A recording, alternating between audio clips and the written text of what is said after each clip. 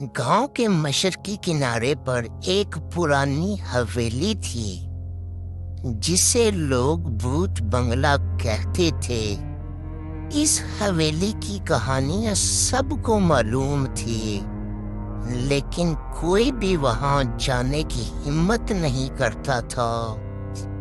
आमर, जो हाल ही में इस गांव में आया था, इन कहानियों को महज अफसाना समझता था। एक शाम आमर ने हवेली की तरफ जाने का फैसला किया। उसने अपने साथ एक टॉर्च, कैमरा और एक नोटबुक ली। हवेली के दरवाजे पर पहुंचकर उसने दरवाजा धकेला। दरवाजा चिरचिराता हुआ खुल गया और आमर अंदर दाखिल हो गया। अंदरूनी मंजर बिल्कुल वैसा ही था जैसा उसने सुना था। धूल, मकड़ी के जाले और बोसीदा फर्नीचर।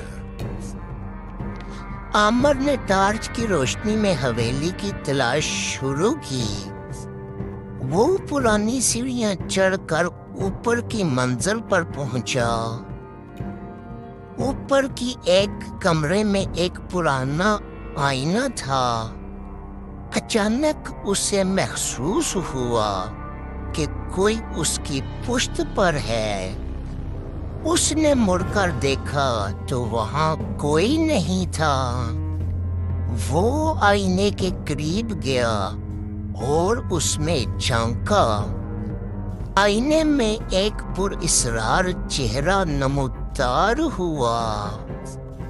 वो एक औरत थी जिसकी आंखें खाली और चेहरा स्याह था।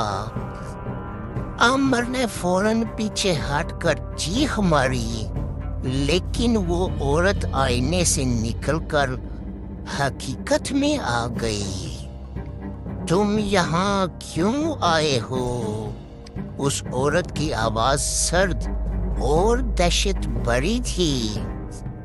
आमर ने कांपती हुई आवाज में जवाब दिया, मैं सिर्फ देखने आया था, मुझे माफ कर दें। ये जगह हमारी है और यहाँ कोई नहीं आ सकता। औरत ने आगे बढ़ते हुए कहा। आमर ने कैमरा उठाकर तस्वीर खींचने की कोशिश की। इन कैमरे ने काम करना बंद कर दिया। औरत के कदमों की आवाज करीब आती गई और आमर के दिल की धड़कन तेज होती गई। वो तेजी से नीचे भागने लगा, लेकिन हर कदम पर उसे महसूस हुआ कि वो उसके पीछे है।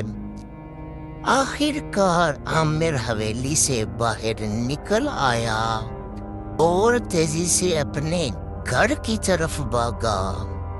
उसने दरवाजा बंद कर दिया और सांस लेते हुए जमीन पर बैठ गया।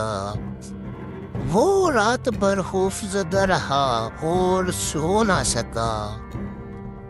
अगली सुबह आमर ने गांव छोड़ने का फैसला किया।